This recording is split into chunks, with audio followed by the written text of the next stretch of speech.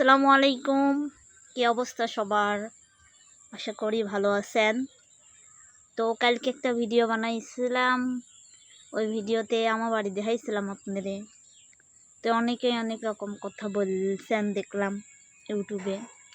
তো ইউটিউবে একটা আপু দেখলাম কমেন্ট করছে, আপু না ভাইয়া জানিনি, আইডি নামটা অতটা বলতে চাচ্ছি না, যাই হোক। কারণ আমি কারোকে নিয়ে কোনো সময় ওভাবে কথা কইনি, বুঝছেন। কারণ আমি যদি সত্যি কথা ওইটাই কই, আমার সাথে যা হয় আমি তাই কই। আমি হয়তো সেরকম শিক্ষিত পরিবারে বড় হইনি, বা আমার মা হয়তো সেরকম শিক্ষিত করতেও পারে নাই, কিন্তু আমি যতটুকু কই, যেটি কই সত্যি কথাই কই, বুঝছেন। এই দেখেন, আমার জায়গায় যদি সেই মানুষটা থাকতো তাহলে হয়তো ওরকম কমেন্ট করতো না। তো উনি কমেন্ট করেছে যে আমি নাকি মানুষের বদনাম করি। মানুষের বদনাম করিনি, বুঝছেন। আমার আত্মীয় স্বজন যেরকম আমি সেরকমই কই, আমি ওদের সামনেও করে পারি। আপনি এখানে আমার ভিডিও দেখেন না, ওরাও আমার ভিডিও দেখে। আমি সত্যি কথা কই দেখি তো ওরা লক্ষ্যই থাকে, না হলে ওরা লক্ষ্যই থাকতো ওরাও আমার ভিডিও দেখে, ওদের কাছেও ফোন আছে।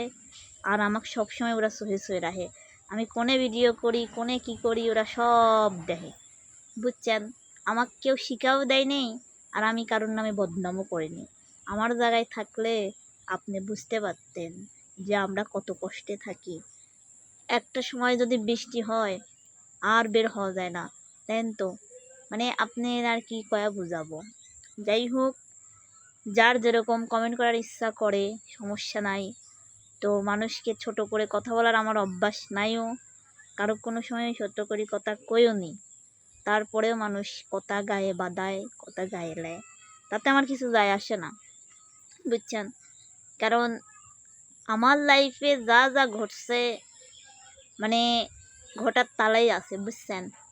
শেষে এখনো তো আহামরি আমার বয়স তো বেশি হয় নাই, আমার এটা হচ্ছে শখের বয়স, বুঝছেন। এক বাচ্চার মা হয়েছি, খুব শখের বয়সী। আর এক বাচ্চার মারে দেখবেন যে ওটা কি কি সুন্দর দেখা যায়, আর আমার অবস্থাটা দেখেন, আমি শেষ হয়ে গেছি। কেননা এক বাচ্চার মা হওয়ার পর 2বার অপারেশন আমার হয়েছে। মনে করেন যে অপারেশন তার এমনি এমনি হয় না, একটা অপারেশনের রুমে যাওয়ার আগে কত টেনশন, কত কি হয়, তখনই মানুষ স্ট্রোক করি একটা কিছু হয়ে যায়। কিন্তু আমার জানটা হচ্ছে কই মাছের জান, বুঝছেন। এর জন্য আমার কিছু হয় না। আর আমার যদি কিছু হয়ে যায়, তাহলে যে আমাকে যারা আঘাত করে, যারা কষ্ট দেয়, যারা অপমান করে, এগুলো করবি কিডা, আর এগুলো সহ্য করবি কিডা। এর জন্য আমার কিছু হয় না। না হলে একটা মানুষ 3বার ওটি রুমে থেকে এত সুস্থভাবে ফিরে আসি কথা করে পারে না।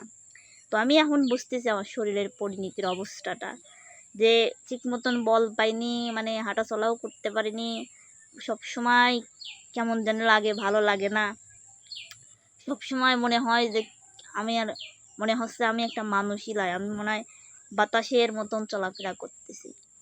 মানে এই জীবনটাতে যে কত আঘাত গেল, মানুষও আঘাত করছে, আবার কাছের মানুষও আঘাত করছে, আবার ধরেন ফ্যামিলির মানুষ তো করতেইছে, আশেপাশের মানুষ তো আরও করতেইছে। মানে এত অল্প বয়সে এত আঘাত, এত কিছু মেনিলার মতো মানে আমার জন্মই হয়েছে কয়দিন আগে, বুঝছেন। কিন্তু টেনশনে টেনশনে আমি মনে হয় আমার বড় বোনের তেনেও বয়স হয়ে গেছে, বুঝছেন। 1 সালের মা হয়েছি, মানছি 1 সালের মা হয়া, 1 সাল বলের মা বাপ হয়া, যারা মারা হয়া স্মার্ট, ওরা মনেই হয় না ওরা সাল পালাইছে। আর আমি 1 সালের মা হয়, আমার মনে হয় কয়খান যে সাল পালাইছে আমার, আমি নিজেও জানিনি। কারণ নিজের যত্ন নাই, কিছু নাই, খালি টেনশন, খালি টেনশন, খালি টেনশন। মানে এত টেনশন কোন দিন যে আইছে, আর টেনশন আসবেই লাডাইকে। মানে যেডিলি চিন্তা ভাবনা করি আমি সেডি হয়ে যাই, সেডি আমার সাথে হবি।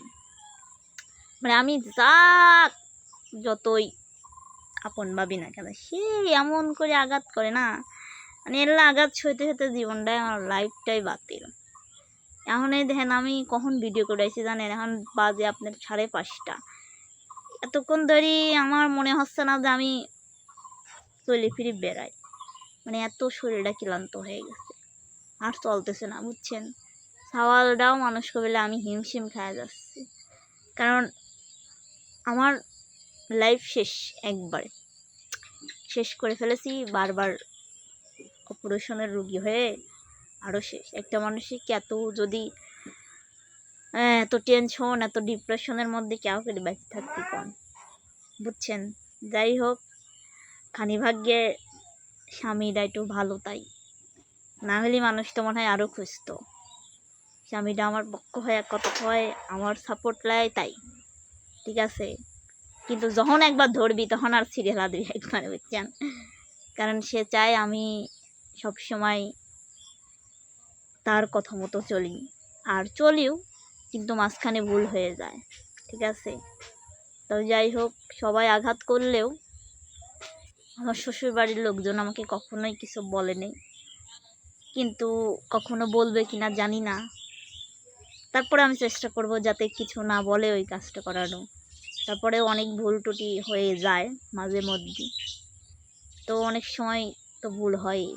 তো আপনারা মনে করেন না, যে মনে করেন যে একটা মানুষকে মানে কিছু বলার আগে ভাববেন যে ওই মানুষটা কষ্ট পাবে নাকি। বলে এসারই যদি কালে আপনি বারবার ওই মানুষটাকে বলেন যে আমার ভুল হয়ে গেছে, সে আপনাকে মনের থেকে মাফ করবে কিনা জানি না, তবে আমি সবাইকে মনের থেকে বলে দিই যে থাক, সমস্যা নাই, যা হওয়ার হয়ে গেছে, বুঝছেন। আমি মনে করেন যে আমি মানে আমার এরকম শরীরের অবস্থার পিছনে কিছু মানুষের হাত আছে, কিছু মানুষ তো দায় আছে, বুঝছেন। আমার জীবনে বেঁচে থাকতে আমি আজকে কসম কাটে করছি যে আমার এই শরীরের পরিণতির এরকম অবস্থায় যে এখন আমি ঠিকভাবে চলাফেরা করতে পারতেছি না, কারণ শরীরটা আর চলতেছে না ওইভাবে। এগুলার পিছনে যারা হাত আছে না, যারা আমার সাথে এরকম করছে, যারা আমাকে ক্ষত বিখ্যাত করছে, তাদের আমি কিছু মানুষকে কোনো দিন মাফ করবো না। আমি ওই হাসরের ময়দানেও তাদের বিচার চাইবো যদি সেরকম সুযোগ হয়, ঠিক আছে। কোনোদিনও ছাড়বো না, আমি কোনোদিনও মাফ করবো না কয়েকটা মানুষকে। যাই হোক, নাম বলতে চাই না, তবে মনের মধ্যে তাদের হিসাবটা আমি ঠিকই গেঁথে রাখবো, আর আল্লাহর কাছে আমি সবসময় তাদের নামে বিচার দিব যে তুমি অন্তত বিচারটা করো, কারণ আমি তো বিচার করতে পারি নাই, আর আমি প্রতিশোধও নিতে পারি নাই, ঠিক আছে। তো এখন সেই পরিণতিটা বুঝতে পারতেছি।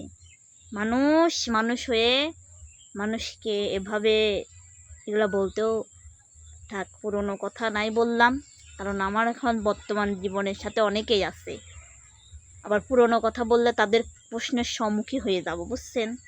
তো যে বোঝার এমনিতেই বুঝবে, না বুঝলে নাই, ঠিক আছে। আর আপনারা, আমি কখনো মানুষকে নিয়ে বদনাম করি না, মানুষ আমার সাথে যেটা করছে আমি ওটাই বলি, আর এগুলা বলি তারাও দেখে এবং তারাও আমার কথা শোনে, তাই এখন চুপচাপ থাকে যে তারা সত্যিই আমার সাথে ভুল কাজটাই করেছে। হয়তো তারা আমার বয়সে বড় হতে পারে, কিন্তু তারা আমার থেকে যে ভুলটা আমি করব সেই ভুলটা তারা করে বসছে। যাই হোক দর্শক বন্ধুরা, ভিডিওটা সবার উদ্দেশ্য ছিল না, কিছু মানুষের উদ্দেশ্য ছিল, তো কেউ কিছু মনে নিয়েন না আপনারা, ঠিক আছে। তবে আমি বেশি একটা ভালো নাই, বুঝছেন, একবারে শেষের দিকে আসি, জানি না কখন কি হয়ে যায়, কারণ যুদ্ধ করে বেঁচে আছি, বুঝছেন। তো সবাই ভালো থাকবেন, সুস্থ থাকবেন, নিজের প্রতি সব সময় খেয়াল রাখবেন, আর মানুষকে একটু ভালোবাসতে শিখবেন। আল্লাহ হাফেজ।